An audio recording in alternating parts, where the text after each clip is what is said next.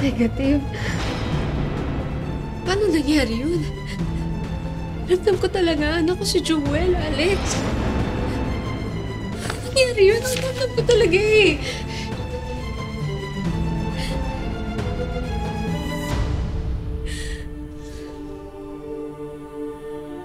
At Amira, alam ko gusto mong maniwala na totoo yung sinasabi ni Chief Santi, pero siguro baka dapat tanggapin mo na lang na baka namatay na yung anak mo. Hindi ko matatanggap yun. Alam ko anak ko si Jewel. Yun ang rason kung bakit alam niya yung kantang kinakanta ko habang buntis ako.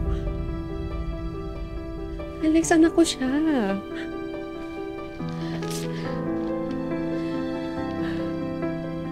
Ayun na, nagpa-DNA test na tayo. Lumabas na yung resulta. Hindi ko matatanggap to, Alex. Alam ko talaga anak ko si Jewel. Alam ko anak ko siya eh.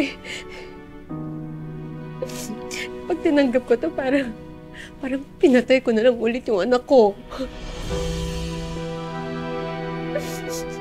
Ano ko siya? Ano ko siya?